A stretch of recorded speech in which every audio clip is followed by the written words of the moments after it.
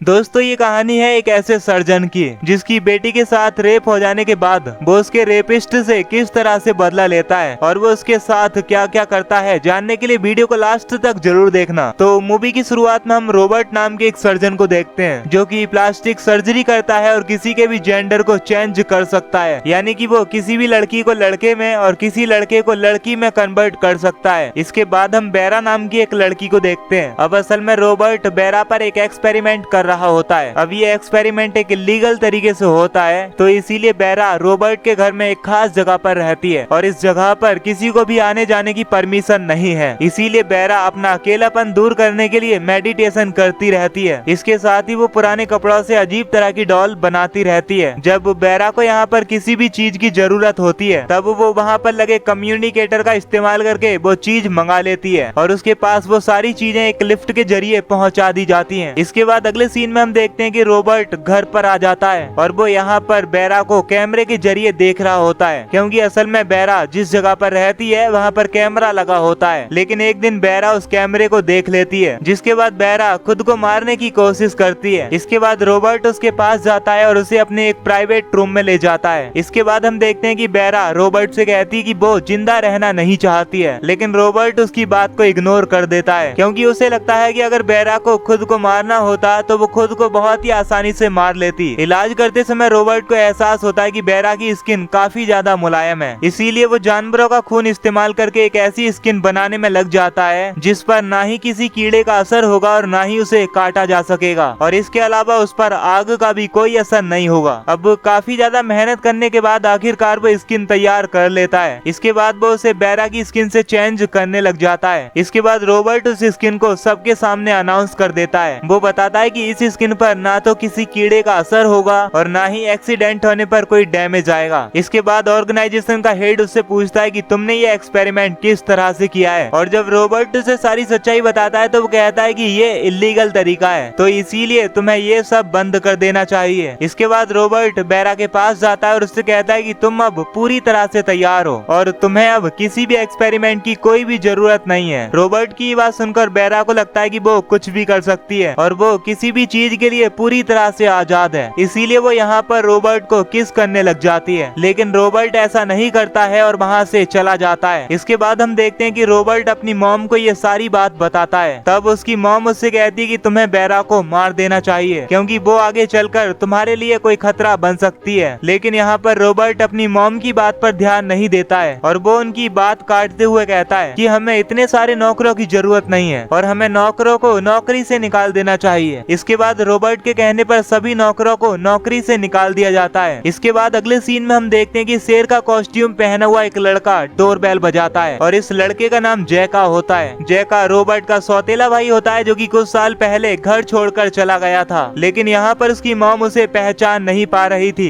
इसीलिए वो अपनी पैंट उतारकर अपना बर्थ मार्क दिखाता है, जिससे उसकी मॉम उसे पहचान लेती है और उसके पास चली जाती है। लेकिन वो जैका को घर में आने से मना करती है, क्योंकि रॉबर्ट की परमिशन के बिना कोई भी घर के अंदर नहीं आ सकता था। लेकिन यहाँ पर जैका जबरदस्ती घर के अंदर चला जाता है। इसके बाद उसकी मॉम उसे खाना खिलाती है और वो कहती है कि तुम खाना खाकर यहाँ से जल्दी चले जाओ। लेकिन तभी टीवी में एक न्यूज आती है जिसमें बताया जाता है कि एक ज्वेलरी शॉप में चोरी हो गई है और ये चोरी जैका ने की होती है। अब वो न्यूज देखकर समझ जाती है कि जैका यहाँ पर पुलिस से बचने के लिए आया है। इसके बाद जैका अपनी मॉम से कहता है कि मुझे रॉबर्ट से अपना फेस चेंज करवाना है, जिससे कि मुझे कोई भी पहचान ना सके। लेकिन उसकी मॉम ऐसा करने से मना कर देती है और उसे वहाँ से जाने को कहती है। लेकिन जैका अपनी मॉम की बातों पर ध्यान नहीं देता और घर के अंदर ही शराब पीने लगता है। लेकिन तभी डिस्प्ले पर उसकी नजर बेरा पर पड़ती है और जैका ये देखकर काफी शॉक्ड हो जाता है। लेकिन तभी उसकी मॉम गन निकाल लेती है और जैका को वहाँ से जाने को कहती है। लेकिन जैका अपनी ही मॉम पर अटैक कर देता है और उन्हें एक चेयर से बांध देता है। इसके बाद वो बेरा को ढूंढते हुए उसके रूम तक जाता है। इसके बाद वो कमरे तक पहुँचने के बाद दरवाजा खोलने लगता है, लेकिन तभी बेरा उसको अंदर से लात मार के गिरा देती है। इसके बाद इन दोनों के बीच में फाइट होने लगती है, लेकिन आखिरकार जैका बेरा को कब्जे में कर लेता है और वो बेरा से पूछता है कि तुम जिंदा कैसे हो सकती हो। तो आप लोग यहाँ पर ये सुनकर हैरान हो गए होंगे कि जैका ने बेरा से ऐसा क्यों पूछा कि तुम जिंदा कैसे हो सकती हो, तो ये आपको मूवी में आगे पता चल जाएगा। इसके बाद वो बेरा को उठाकर वहाँ से ले जाता है और उसके साथ इंटीमेट होने लगता है और ये सब जैका की मॉम स्क्रीन में देख रही थी। तभी यहाँ पर रॉबर्ट आ जाता है और वो जैका को बेरा के साथ इंटीमेट होते हुए स्क्रीन में देख लेता है। इसके बाद वो गन लेकर उसके पास जाता है और जैका को शूट कर देता है। इसके बाद वो जैका की बॉडी को ठिकाने लगाने के लिए चला जाता है। इसके बाद अगले सीन में हम देखते हैं कि रॉबर्ट की मॉम बेरा को उसके अतीत के बारे में बता रही होती है, क्योंकि उसने ये सारी बात आज तक किसी को नहीं बताई थी। वो बेरा को बताती कि रॉबर्ट और जैका दोनों ही सौतेले भाई हैं और जब जैका के फादर को ये बात पता चली कि मेरे पेट में मेरे बॉस का बच्चा है तब वो मुझे छोड़कर चला गया था। इसके बाद जब मैंने रॉबर्ट को जन्म दिया तब रॉबर्ट के फादर ने उसे उसकी वाइफ को सौंप दिया, क्योंकि उसकी पत्नी बच्चे पैदा नहीं कर सकती थी। अब वैसे तो रॉबर्ट उसके पिता की ही संतान है, लेकिन मैंने उसे पाला है। इसके बाद बेरा उससे पूछती है कि जैका मुझसे ये क्यों बोल रहा था कि मैं मर चुकी हूँ। तब वो उसे बताती है कि तुम्हारा चेहरा रॉबर्ट की पत्नी की तरह है। रॉबर्ट अपनी पत्नी से बहुत ज्यादा प्यार किया करता था, लेकिन उसकी पत्नी ने उसे धोखा दिया और वो जैका के प्यार में पड़ गई। इसके बाद ये दोनों घर से भाग गए, लेकिन इनकी कार का एक्सीडेंट हो गया जिसमें जैका तो बच गया, लेकिन रॉबर्ट की पत्नी उस एक्सीडेंट की आग में झुलस गई। इसके बाद रॉबर्ट उसे घर पर ले आता है और घर के सारे मिरर हटा देता है, जिससे वो अपना झुलसा हुआ चेहरा ना देख सके। इसके बाद जब एक दिन उसकी बेटी नॉर्मा सॉन्ग गा रही होती है और इस गाने को सुनकर वो खिड़की की तरफ जाने लगती है, तभी वो खिड़की के शीशे में अपना चेहरा देख लेती है, जिसे देखकर वो डर जाती है और वहीं खिड़की से कूदकर अपनी जान दे देती है। वो जहाँ पर बेरा को सारी बात बता रही होती है वहीं पर रॉबर्ट आ जाता है और बेरा को अपने साथ ले जाता है। इसके बाद हम देखते हैं कि रॉबर्ट कुछ सोच रहा होता है। वो सोच रहा था कि उसकी पत्नी के मरने के बाद वो पहली बार किसी पार्टी में अपनी बेटी को लेकर गया था, क्योंकि वो अपनी मॉम की मौत की वजह से काफी डिप्रेशन में चली जाती है। लेकिन वो पार्टी में नोटिस करता है कि नॉर्मा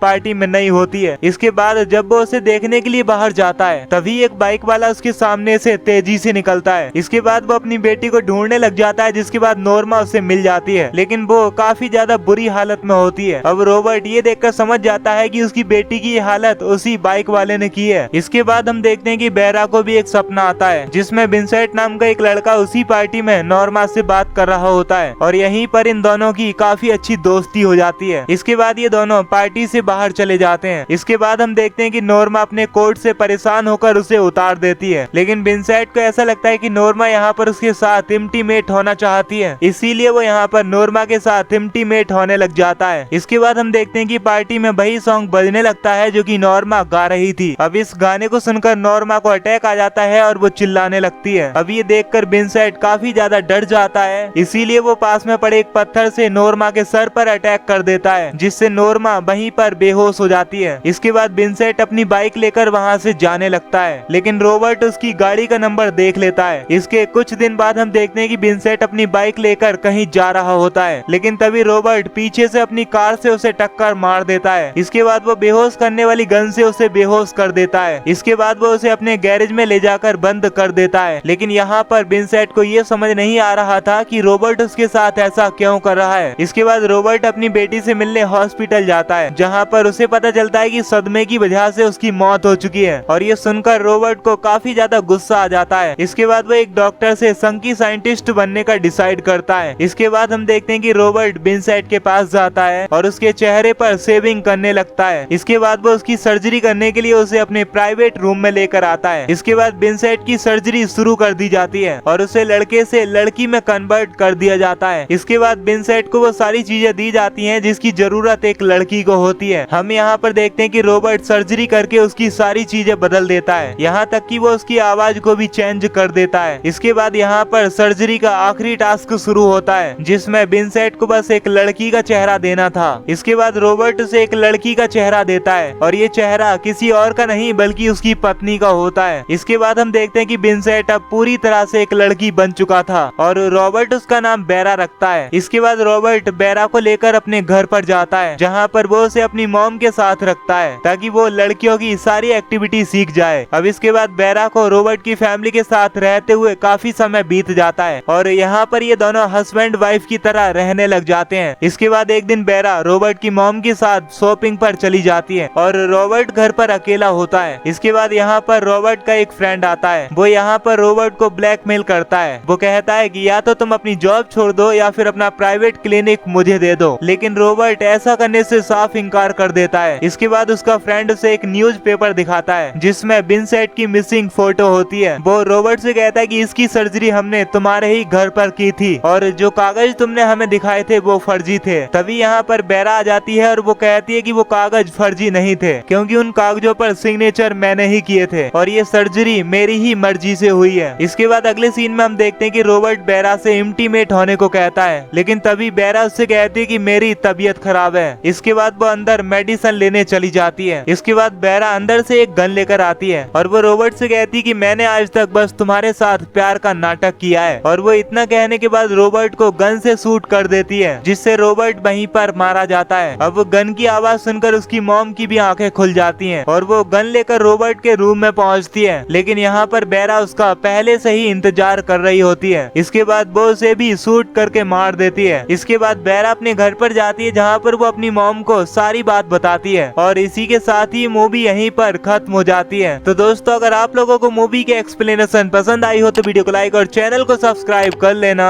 और साथ ही नोटिफिकेशन बेल को भी ऑल पर सिलेक्ट कर लेना। बाकी हम मिलेंगे आपसे नेक्स्ट वीडियो में। Till then love you, take care and bye bye.